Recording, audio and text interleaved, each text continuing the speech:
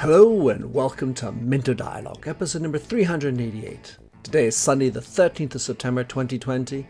My name is Minter Dial and I'm your host for this podcast. This week's interview is with Janice B Gordon. Janice is an award-winning and influential professional speaker, author, and a renowned expert in customer growth. She's also a visiting fellow at Cranfield School of Management Center for Strategic Marketing and Sales. In this conversation with Janice, we explore the nature of sales today, how to win and most importantly keep customers, what it takes to develop relationships, the role of vulnerability in sales, and much more.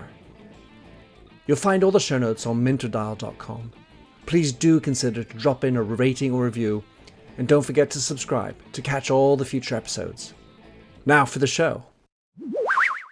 Janice Gordon, how great to have you on the show.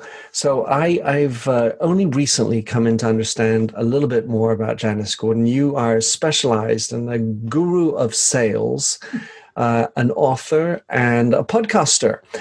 Janice, in your own words, how do you like to describe yourself? It depends who I'm talking to. Sure. So yeah, I talk about helping companies, mainly mid-cap companies, to scale their sales and doing that through their customers. So often, I don't teach people how to sell, but so often salespeople make it all about them. Sales organizations make it all about them, and it's not. Whether you're a small business or a large business, no one's interested in you at all. It's all about the customer. And after COVID and during this pandemic, more so now, and there's so many interesting examples of why buyers and customers now are looking for companies that have a purpose and companies that have real core values. They're really looking at how you treat your employees, how happy your salespeople are, what are your core values. It's not just about the products or service. It has to be things that align with their values. So even in B2B sales, they have to be aware of that, and being yourself, having personality and character in the way that you sell is really important, because people buy you first of all, then they'll buy the solution, and then they'll buy the company, and look if it's credible. But it's all about personal relationships. Well, I absolutely adore what you just said, Janice, on so many levels. So first of all, you say it's really about the customer. But when you go in and work with these medium-sized clients, how do you organize that? Let's say it sort of sounds obvious on paper. Everyone always says we are customers king, but it certainly doesn't feel like that for customers. And so how do you go about reorganizing, if you will, one of your customers so that they get to more scalable sales? It depends on what problem they're approaching me with. So I can give you a couple of examples. So there was one publishing company, and they were losing a lot of their sales to new incumbents that were coming along.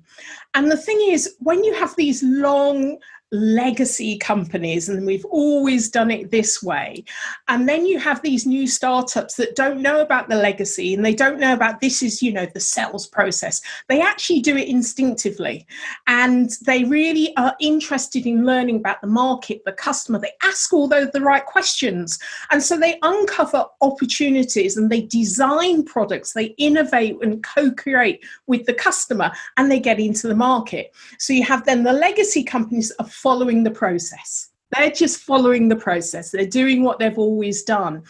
And so it's really understanding that you almost need to forget what you already know and put yourself in the shoes of the customer. So it could be role playing.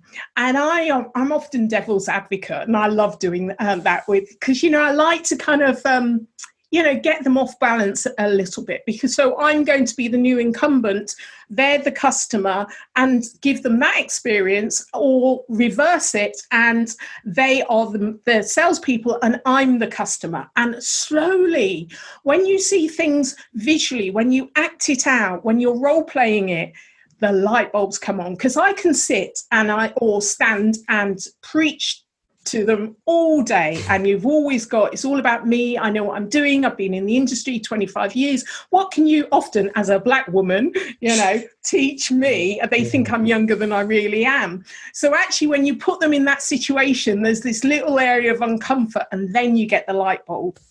So that's kind of one situation. Perhaps I'll talk about others as I go along, really.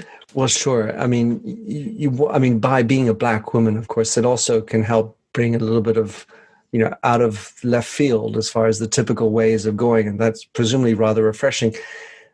You say they think you're younger. Well, that feels for me quite natural just when you listen to the energy in your voice. And that's something that you also tend to talk about, the fact that you have energy. And when you look at these legacy companies, one of the issues is lethargy, right? Where they seem to be beset by legacy processes. Well, we can't do it that way. That's not the way things are done around here. And you see their shoulders dropping. Of course, there's good intentions behind it, but somehow to break through. And so if you are doing that kind of role playing, it also sounds like you're bringing to them empathy lessons. Absolutely. I love going into organizations where, I'm kind of more or less the only one. I'm used to it. When you say that, the only black person, is that what you say? Only black woman, because that's the double whammy. It is. So, yeah, I quite, because so then you get people that are either a bit standoffish, not too sure and all of that. And one of my mottos is having a healthy disrespect for authority. I don't see a need to prove myself. I was invited here, I'm here, and I'm not here to convince you of anything. I have certain skills and I really want you to do well. And that comes across. People know that it's all about them. So slowly the guard starts to come down. What I often find is that the team of people that I'm working with, because there's so many light bulbs, because I'm focused on each individual person that has different needs, as they should in an organization they're going into. Sure. So it's about kind of finding what's the thing that can switch on that person. So some people love technology. Other people are afraid of that. Some people like the relationship. Other people just want the process.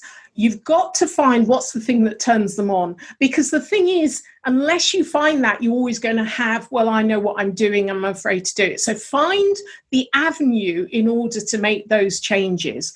Then when you've got the team that's on your side, you need to give them quick wins. They need to prove that it works. So you might set them a task when they go out and they come back and they think, oh, this will never work. It's almost like my dad. He's Skyping all over the place at the moment with the pandemic. And I remember when I was there, his lawn is like Wimbledon. He loves his lawn. He hoovers the lawn. He's there kind of with his tweezers, all of that. That's funny. Once when I was there, there was these beautiful caterpillars, just gorgeous. And there's me taking pictures, putting them on Twitter. And he was saying they're not going to last that long because they're ruining his lawn. And so I then posted a picture and asked people, what can you do about these caterpillars that's not going to completely, destroy them? My dad will just use chemicals. He's of that generation. Within seconds, we got back an answer. And even now, he retells the story of how someone in Australia told us what to do and told us everything about this caterpillar. So you've got to find that thing, that hook that will open them up. Now he is Skyping up, like nobody's business. In fact, he hands at the phone when the video isn't working because he says it's not working. And I says, Dad, it is working. I can hear you. It's audio. Like, when did phones become the old days, right? Yeah, exactly. So once you find one thing, give them a success, then they start to take on more technology, new ways of doing things. They absolutely love it, but you've got to find that hook to open them up. From an organizational point of view, back to your original question, you either have an enlightened CEO that is really customer focused and, is wanting to change the organization and bring around the legacy and all of that, which takes a long time. But you know what? When it comes from the grassroots, when these are the people that are wanting to make the changes, I think that happens a lot quicker in organizations, because they're actually going to do it in their own little ways anyway, right. So what I will find is the team will then say to the sales leader and because they're getting quick wins, that's when the executive teams are thinking, well, what are they doing? And that's when the board is thinking, well, why aren't we doing more of this? So you've kind of almost got to have it from, chief executive that's already enlightened and needs your help to do it. But also you've got to have it from the ground roots. Otherwise, it's not going to filter down through the organization. Well, you're very persuasive in the way you say that. I tend to be more cynical about the bottom-up approach, because if the top doesn't want it or is against it, then good luck. It's, let's say, another form of a glass ceiling. One of the things you were mentioning before, you said it's all about them, the customer. And what's interesting at a meta level, Janice, is that you seem to have that approach as a speaker, which is it's all about them finding the hook at the individual level in a room when you're speaking to them, which speaks to me a lot. And then what you're also informing them to do is go and get the hook with their customers and be about them. So you're really practicing what you preach. Yeah. I think that's the way, we've all been in rooms where the ego is bigger than the room. Oh my gosh. Absolutely. Off camera, we were talking about the Professional Speaking Association. You've got to go on stage like you really know it. But then there's a certain softness in that as well about I'm here for you. And that's kind of what my DNA is. It's not about you. And I think when people, whether it's a big audience or it's an individual, Stephen Kelly, the previous CEO of Sage, 1.5 billion company, you'll often see us kind of having a chat on Twitter. I'm a Sage business expert, and that's how I met him. Whenever I've spoken to him, his eyes are on me. He's completely focused on me. And I've noticed he does that with other people. That is a great skill, especially as a leader. You've got to have complete and utter commitment and focus on that person and really use your active listening skills. If you're in sales and you're not doing that, and we know there's a lot, you've got to have active listening skills. So it's not only you're actively listening, but you're telling them in your body language you're actively listening. As well.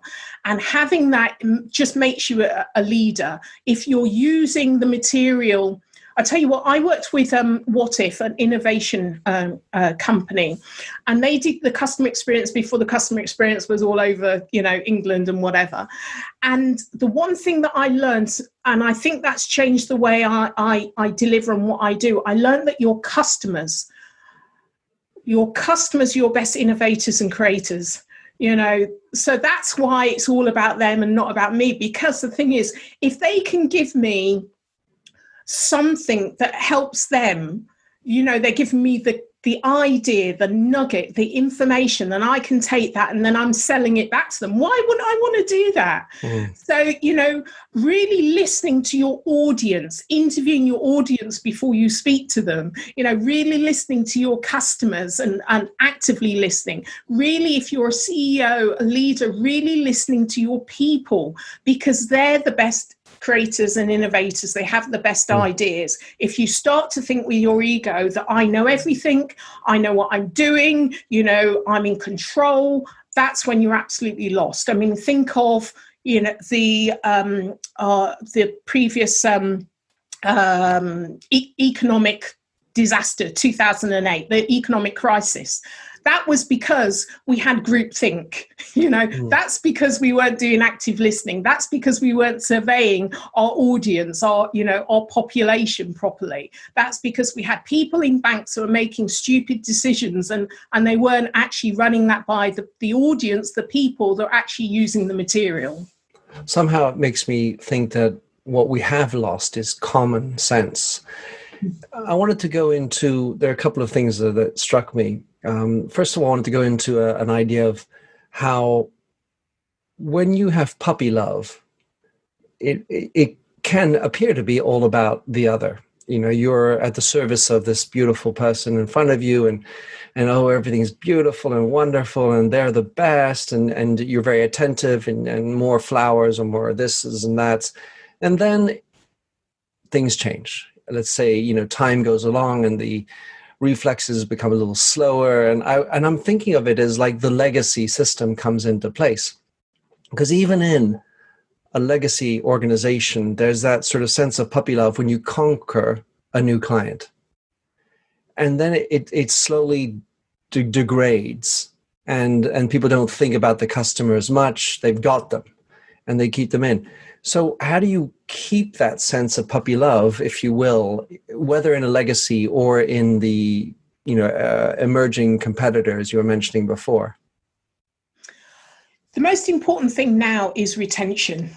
That you've got businesses that are accelerating their growth because they're in certain verticals, whether it's food, that are really doing very well. Then you have those customers that, whether travel, hospitality, that are not doing quite so well. So you're always going to have a variety of companies that are at different stages of the growth life cycle. When you are dealing with sales, there's the conquest of a new customer. And then there's that beautiful feeling, oh, tick, I've got a new customer, probably because I'm being incentivized to open up this new door. And then it's a brilliant relationship. We've got this great new feeling. And then little by little, that installs itself, much like in a relationship. You go from puppy love to an established relationship, marriage, and all that.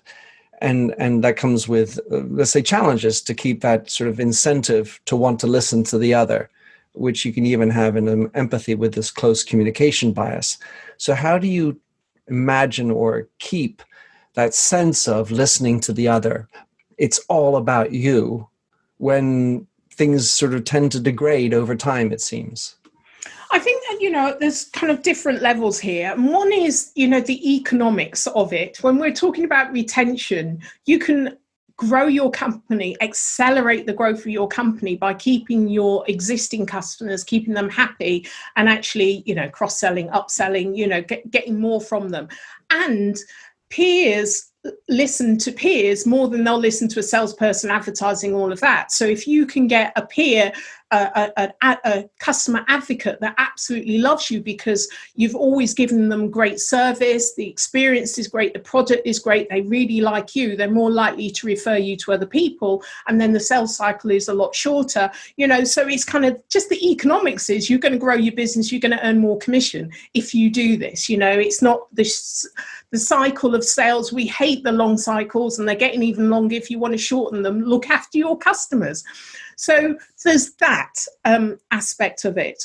But also it's about your own mindset, about what you're really here to do. Mm-hmm. And I think that previously the sales team, and in fact the words we still use, crushing sales and mm-hmm. hunter and all of these things, this is why the sales industry has had a real difficulty in recruiting enough women into the industry. And you often get women, they crush sales, they absolutely crush sales, but in a lot of industry, because they use this kind of emasculated language, it really puts people off because they think, well, am I going to have to crush people in order to earn a living? It's not really what I want to do.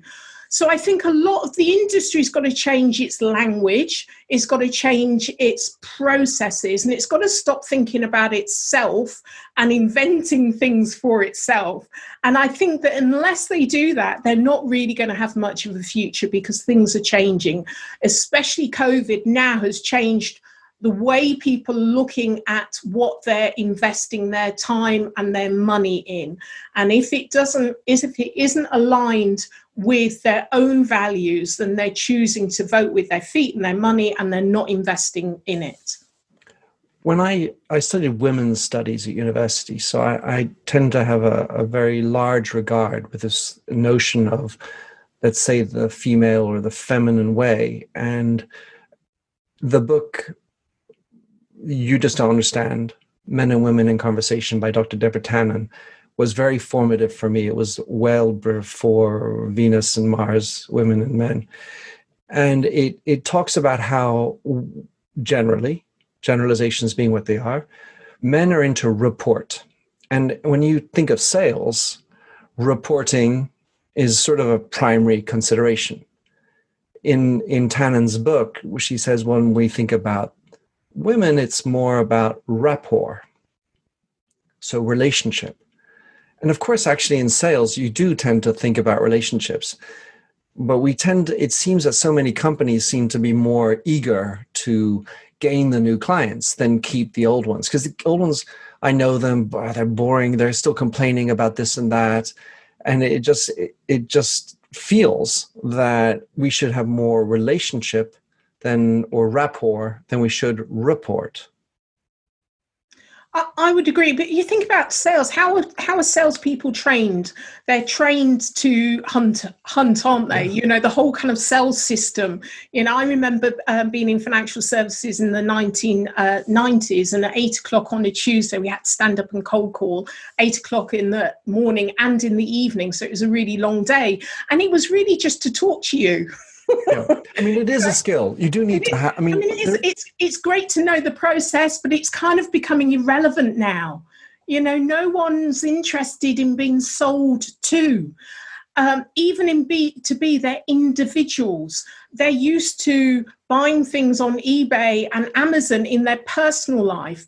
That's what they want in their professional life. Totally. They expect that kind of empathy and story and personality in what they're doing. Why should it be any different just because you're in a box that's called an office? It shouldn't be any different. But salespeople are taught to recruit, to go out and hunt and recruit and to sell. They're not taught the bit afterwards. This is the continue to build the relationship and nurture, and you're actually going to get more. But this is the bit that's most important now. And the economics tell us this is the best way to grow your business. There's pointless bringing people in at the top end of the funnel if you're losing great customers at the bottom end that already have some experience with you. The only reason why they're complaining is because you're not doing a great job. Sort that out first. There's pointless pouring more people in at the top if you're doing a rubbish job, because they're just going to go out the bottom. And your margins are tiny for the new customers compared to the ones where you don't have to invest so much in them, and they will order and order and order again. So the economics tell the story, really, and that's what you need to do.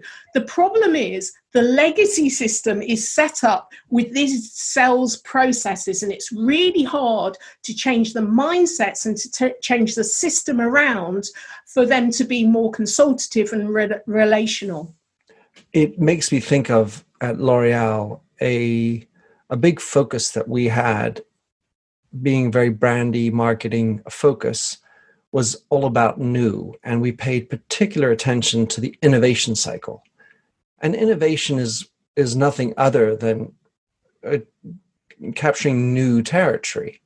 So it's installing a new product in an embedded base. And so you're always sort of pushing new frontiers, even with an old relationship, and sort of keeping it new via new, if you will. There are two other things I'd like to get into, Janice, in our conversation. And one of them, again, is a little meta, which, when you talked about the ego of a speaker, because in the end of the day, sales is unfortunately known more for speaking than listening. Having an ego on stage means you're an authority, you know your way, knowing your product is good when you're selling it. And yet, as you have cited in one of your blog posts, vulnerability is an interesting place. And I tend to believe that if you can show vulnerability, people connect with you more. But if you start off by saying, well, my product's a piece of shit, not going to go well. So to what extent do you think that resonates? And how can you bring vulnerability into a sales position without being called out for being weak or, ineffective? You know what? I think it's just being real. Sometimes we lie to ourselves quite a lot, don't we? My brother died 6 years ago, and I there's no way I could sell. I was just for about 2 years the saddest of the sad. And you cannot sell from when that's kind of in your core, really.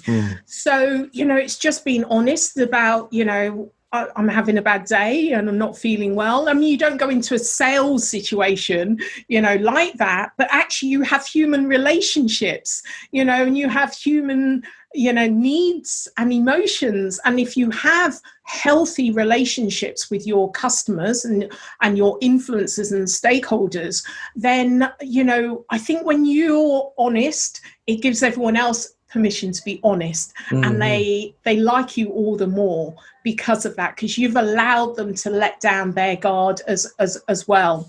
So, I'm not saying that you're kind of crying in a sales meeting. That really won't work at all. But actually, you build up a relationship outside of the sale.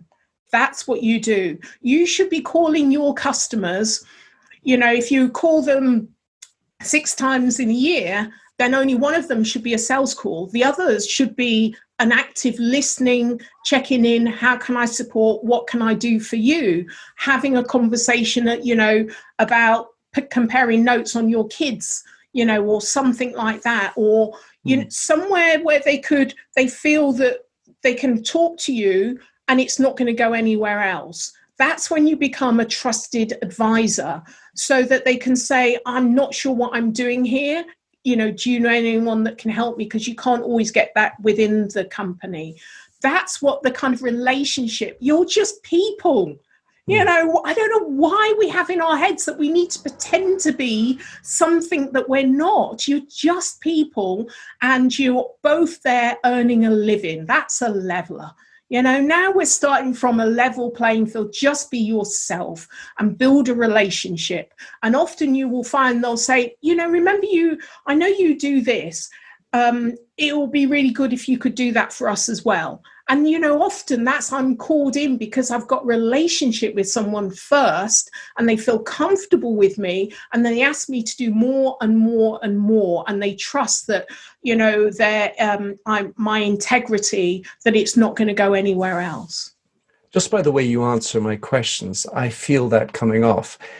You say we are just about people, and the reason why the analogy with rapport and rapport speaks to me is that you put the emphasis on the rapport as opposed to the report. We're just numbers, trying to get our objectives at the end of the year. And it seems like one of the big screw-ups in sales generally are the way we incentivize sales. It's very hard to just say, well, over the next 3 years, I want you to keep X number of customers. Because usually, they've also got to grow the customers, and it's a longer term process. And we tend to want to put our finger on the pulse and push it in. The next, how are you doing this week? How's it going? How many clients you got? Yeah. So the last area I wanted to talk about, and you kind of addressed it in the opening, which is about how things have seemed to have changed during the pandemic period, and this idea of purpose. My philosophy, and in my new book, I talk about being inside out, which ironically could sound different, or maybe the complete opposite of what you're talking about, which is all about them. I tend to say you need to focus on the employees first before you start thinking about the customers.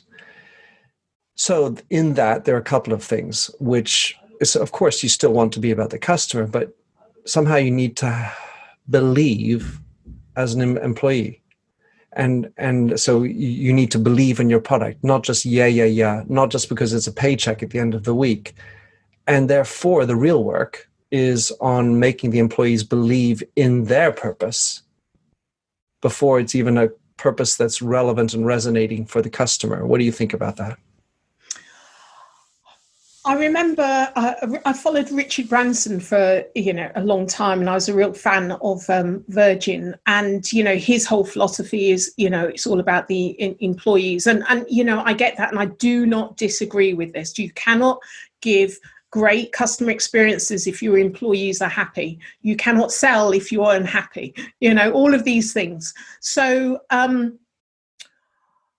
Do you know, I think it's honestly, you've got the company, you've got the customers, and you've got the employees. Unless those three things, and I've drawn this before, is in balance, really. It's not like there's one more than the other. The problem is we often forget about the customers. And this is why I talk about the customers so much. And especially in sales, we're crushing it and all of that. Mm-hmm. That's why I focus on that bit, because if you get the company right and the culture and the purpose, it attracts the right type of people in that are really engaged with the purpose and the culture. They're going to love what you do. And we were talking earlier about, innovative young companies. They have to have that they have to have that purpose in place. The legacy companies normally have to design it in, and the larger they are, the more difficult it is. And that's why you really need to have a strong, charismatic leader. And that's their job, is to make sure they're constantly talking about the purpose and galvanizing the people and allowing people to fly in the organization. So the reason why I talk about customers, because it's often lost. If you get those other bits right, the company, the purpose, attracting the right people, allowing them to fly, the company is the product and service anyway, really, isn't it? Then they need to make sure they work on the customer bit, really. If the employees and the customer bit isn't right, it doesn't matter what you do with the customers, really, because it's just going to die anyway. So it is like a triangle. They've all got to be in balance. My focus on customers, because that's the bit that's forgotten and now more important than ever. You mentioned the Sage CEO. I don't remember, I've forgotten his name. Stephen Kelly, how when you're talking to him, you feel like you have his full attention. I'm going to guess, and partly because you're a very engaging lady, Janice. Also, it's that sense of ability to zero in and focus. And maybe there's an element of charisma that's in there as well.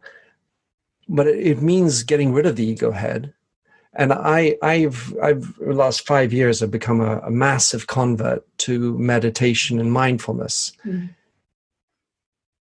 I somehow believe that if a company and a sales team in particular practice meditation and mindfulness, that too would up their ability to listen and zero in on the customer. Your thoughts? I've been doing yoga and meditation for, 30 years or so. So you're a lot better positioned to talk about it than I am. Well, we all go on our own journey, don't we? Gosh, that would be really interesting. Can you imagine, like, traditional sales team actually sitting them down and getting them to do meditation? That totally would be a challenge. I think I've interviewed a lot of people about COVID, and empathy comes out quite a lot, as if empathy didn't exist before COVID. Sure. And or for that matter, purpose or custom. Yeah, exactly. I mean, it's good we are talking about now, so fine. I think that's a huge stretch for a lot of people. I think there are a lot of people that are on that path anyway. It's not a stretch.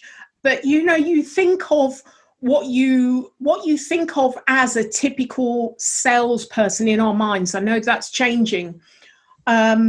I think it would be great, but I think it will be quite a challenge. I think if they can, what is the steps to get there to a stage where they will relax enough to allow their mind to take control and wander, meander, and look at the things that come up and be brave enough to investigate those things. Because even for me, doing it for years, I sometimes go into, like, I'm in the womb and I feel my back is broken and I'm, in that zone. And it's, for other people, it's difficult for them to get there. For me, it's easy. But I tell you what, it's scary. It is when you go into meditation really deep, it can be quite scary because you're completely not even in your own body. So I'm thinking about what is the link, because I think that's quite a personal thing. What is the link to be willing to let go of self what is that the link to the customer and doing a great job and active listening and all of that? I think you become a better person. I think you become more in tune with yourself, and so you could be in tune with other people better. But I'm not sure. I don't know. What do you think? Well, I'm convinced of that, and I like the fact that it's, let's say, quote unquote, dangerous. It's a different space, because I think that is the journey of life. And the closer you are enhancing people's lives as employees, the stronger your purpose is, because you're no longer there just to serve the corporate shareholder. You are making your employees better people. You make them feel better about themselves, which, by the way, is just a beautiful thing, a beautiful gift. And I'm not saying it is in replacement of the paycheck, but it is a much stronger sense of belonging when you feel like they have your back as an employee. And so when they're doing that, of course, there are going to be deviations. And one of them might be, I realize I'm not working for the right company. These are the types of things you might uncover when you allow for a more personal discussion to have. Last question. We've had that. Don't you think we've had that during COVID, going out, doing the clapping on Thursday, we're talking to our neighbours, and we feel that now we're a part of the country, we're helping to pull it together, our focus has been for the good, the more people have gone out and volunteered. So I think that doesn't necessarily have to happen within, it's great if it happens in your company, but it's even better if it happens in your country. That is massive. If you can have that impact on all people that are, wanting to give back, because when you do that, you just feel better about the world and everything, So Janice Gordon for Prime Minister.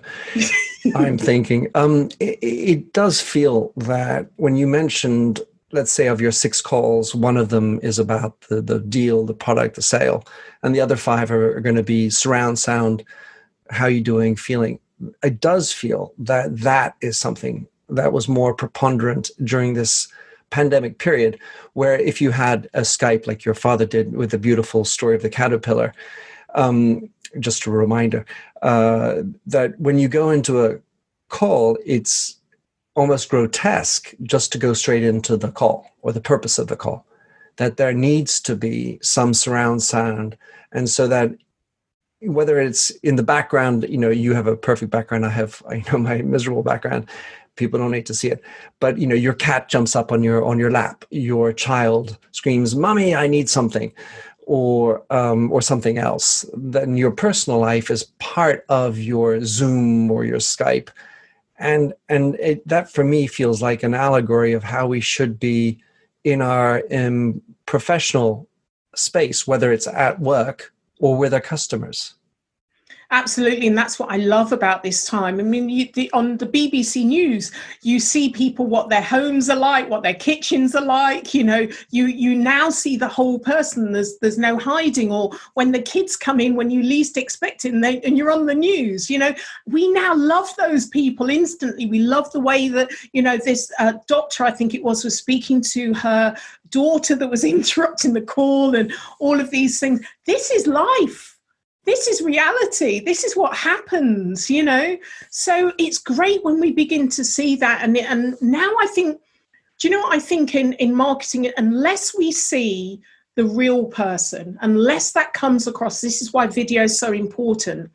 Unless we really understand what their stance is, I don't think we're going to trust people anymore. We certainly don't trust kind of politicians and things, but I think just on a day-to-day basis, unless we can see your social footprint and get a sense of who you are, I really think that you're going to be judged negatively rather than positively. And I think the COVID and people having to show the whole of themselves, I think we're going to now expect that.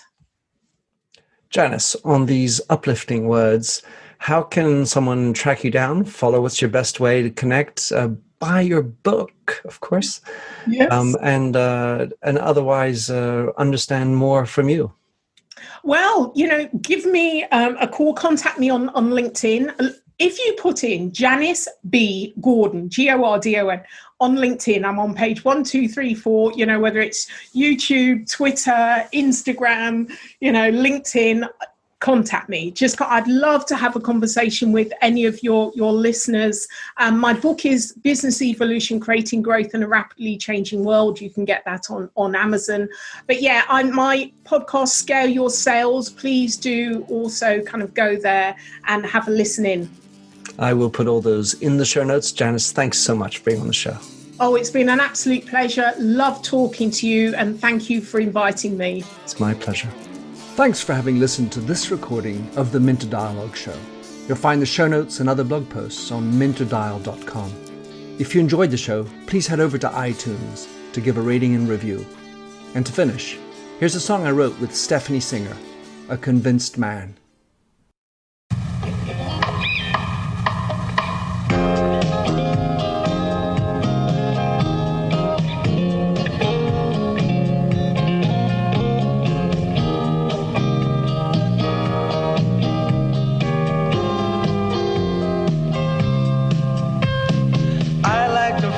A stranger tucked around me, precipitating the danger. To feel free, trust is the reason. Still, I won't toe the line. I sit here passively, hope for your respect, anticipating the thrill of your intellect. Maybe I tell myself there's no use in me lying. I'm a convinced man, building an urge. I'm a convinced man, to live and die submerged. A convinced man, in the arms of a woman. I'm a convinced man, challenge my fate. I'm a convinced man, competition's innate. A convinced man, in the arms of a woman. Despise revenges and struggle to see. Live for the challenge so life's not incomplete. What's wrong with challenge? I know soon we all die. I like the feel of a stranger tucked around me, precipitating the danger. To feel free, trust in my reason, and let me show you why.